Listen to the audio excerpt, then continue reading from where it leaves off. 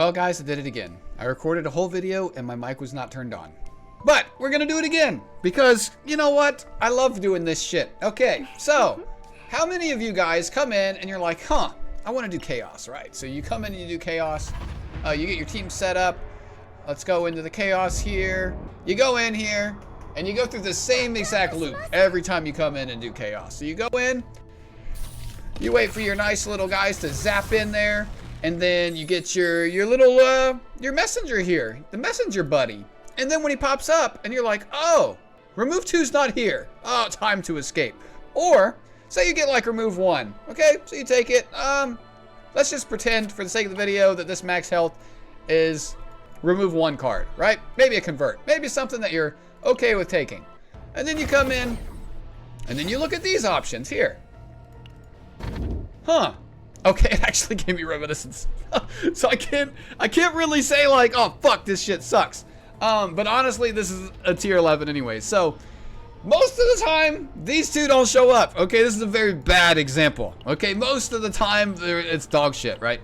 Reminiscence is obviously the best fate here that you could get for building a good save, if you can actually get it.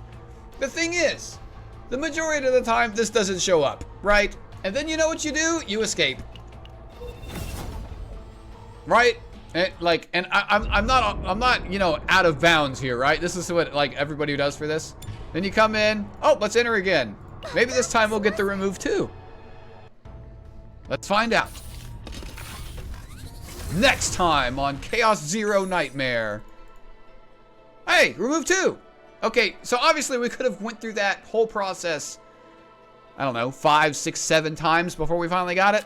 So obviously this is what you want for your removal, and then when you're going to build like a very specific deck, Cosmic actually released a very good video on showcasing how you can target specific cards by taking in characters that have unique cards in their deck, and then you would come in and like, so you want to target like Source of Water here.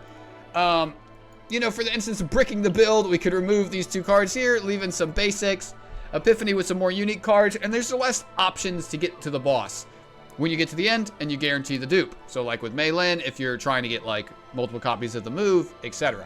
I don't really recommend trying to force this with a support character because like, I'm going off on a little tangent here, but like a support character is kind of hard to carry your run without, you know, having the damage cards on your carries. So it's a little bit harder to do. It's actually better to build a support character with doing like this method and removing a lot right out the gate and then leaving the run early. So there's tactics for targeting specific good decks on specific characters, depending on what they are. And then also bringing in a character that doesn't have the first potential node unlocked. You can come in and avoid getting this extra card down here in the back when you initially enter. Like when everyone gets that initial epiphany, you can eliminate one, so there's less options doing it that way as well. And that's how you see some of these 0 card decks floating around. But that's not the point of this video. There's a lot of methods you can follow to build a good save data. The point of this video is the loop. I'm talking about the loop and laziness in itself. So answer me this, guys. Is there really a choice? When you come in and go see that fate, is there really a choice? Or is it an illusionary choice, right? Because if you can constantly reset it and get laziness regardless, is there a choice? There's no choice because you can guarantee it every single time. And my question to you guys, do you think this is good game design or bad game design? Because in itself, laziness I don't feel like is a punishment. Because honestly, laziness is probably better than half of the fates they offer you anyways. Maybe, you know, it's like in the same ballpark, but there's some fates that are god awful, okay?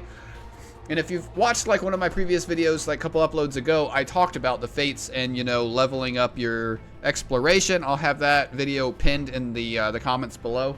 But this is kind of like the topic of discussion for this video. Laziness does not feel like a punishment because there's already so many bad fates in the game anyways. Realistically, the perfect thing you're looking for when you come in here is a remove 2 into Reminiscence, right? That's what you want to do. Not necessarily leadership. It depends on what you're doing. Leadership is good for card removal, but if you're trying to target a specific card dupe at the boss, if you convert a bunch of your basics, that's going to dilute the pool at the end of your run for how many cards can get duped. So there's a bunch of different strategies like I was saying, but laziness to me does not even feel like a punishment. If you can infinitely just reset your chaos over and over and over again, and there's no punishment to it. There's no entry cost. There's no nothing. So what's the point of having the choice in the first place? They addressed this in a recent patch note. I'm not seeing it here, but I think it's an oncoming change, or it's a change that's coming soon, where you're always going to get like a nerf to like the first 2 stages. Will always be one of the options here. And when I saw that, I'm just like, why? People just reset over and over and over again for the 2 removal anyways. So what's the point of the whole thing? If you just, okay, it's not here, leave again. What's the point? Right? I'm just failing to understand the whole philosophy behind this. There's different reasons people play the game, right? Some people don't really care about the deck building aspect, and they just play for the enjoyment of the chaos, and that is great. I love that for you guys. That's not why I play the game. That's about half of the reason why I play the game. I could sit here and spam chaos just to enjoy chaos, but honestly, I don't feel like it's that difficult. Outside of doing maybe difficulty 11. And you could put some mods on there that make it just impossible. That doesn't make it difficult. It's just impossible at that point. You put stacking fortitude and you're way under leveled. Like, that's not making it more difficult. It just makes it impossible. I don't equate that to difficulty. That's just like, you just don't do enough damage. So, you know, how the fuck, like, if your RNG is a little bit bad, you just lose. The balance, I think, is like in an okay spot around like maybe difficulty 9. I think for in terms of difficulty.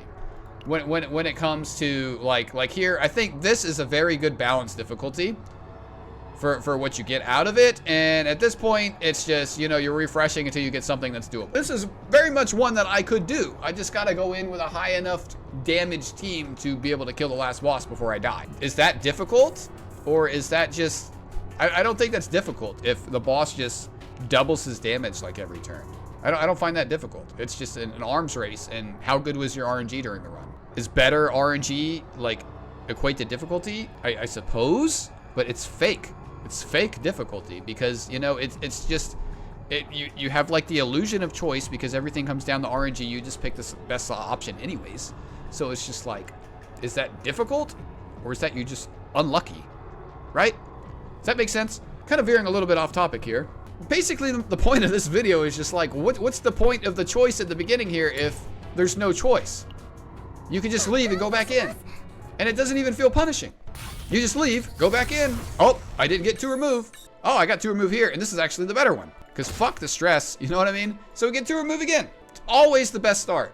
And then, like I said, if like I was running characters that have that epiphany into some unique cards, so like Mika gets a unique card through Deluge, and if I had like Veronica that epiphanied into a unique card, then I could just come in here. Source of Water is, you know, nice to have, but if I'm like, say Kayron is cosplaying as Veronica here, if I go into this run, I'm trying to build a good Luke and I want to copy Rapid Fire, then boop, I do that. They epiphany into some unique cards. Don't convert into more options that can get copied. Don't take as many epiphanies as I can. Reset the run for that fate that I just took at the beginning there, or the initial epiphany. You reset, and it's basically the game is just a reset simulator to get the perfect start, and then you run to the run, and you have better chances to get what you're doing. I don't like resetting the game. I like, and that's just my opinion. I don't know how anyone else feels about that. Let me know what you guys think. I don't understand. Well, I do understand. I just don't think it was really thought through. And there's quite a few things in the game that just weren't thought through. I think around like the fates in general, and then like the extra buffs you get in general, like it's not a choice if you can just reset it and do it again. Like laziness either needs to feel worse, you just not get one at all, but even honestly not getting one at all is equivalent to some of these fates that are already in the game. So in reality, I think they just need to buff the shit out of some of these fates to where it feels bad to not get one. I don't feel like I don't want to just be like, oh, well, now I just got to run to the waypoint to reset it. I think that's bad too. Bad design too. That's why Like, what do you guys think they could do to address this? I'm sure a lot of people don't think it's a big deal. And, you know, this is probably, like, good for deck design and, you know, trying to target farm certain things. But honestly, guys, the gameplay loop is not fun when you're resetting stuff constantly. You guys will get bored of it. You will, 100%. I'm already bored of it. I don't want to go in and reset farming for the same run over and over again. I want to go in, get the cards I'm dealt, and be able to maybe pull in a good build out of it. That is fun to me. Like, when the RNG hits, you know? But I don't want there to be like, oh, I'm doing this inefficiently if I'm trying to meet this goal. So I really should just be resetting, because I'm wasting my time if I'm not resetting. Does that make sense? I could be off my rocker again. I don't think I am. I think my gripes in this are kind of like justified. Let me know what you guys think down in the comments. Do you actually enjoy resetting your run over and over and over again until you hit the right options? I don't find that fun. That comes into another argument where, like, being efficient takes the fun out of video games, and that is very true. That's why there's got to be some kind of balance. The game should just be innately efficient. Like, the way it's designed, there shouldn't be workarounds for this. Oh, you have to do it this way for it to be better. There should just be one way to do it. That could be a little bit controversial to say, because maybe people don't agree with that. Maybe, you know, other ways, different ways of playing the game is great. But I'll tell you what, like, the guys that are just playing to enjoy the chaos, you guys are having a blast. And all of us that are trying to get good saves are probably just making our gameplay experience feel even worse by being hyper efficient. But you know what? Some people, the efficiency is the fun. Chasing the perfect build is the fun. I don't know. That's going to be it for this video. I kind of just talked. Hopefully you guys enjoy me talking.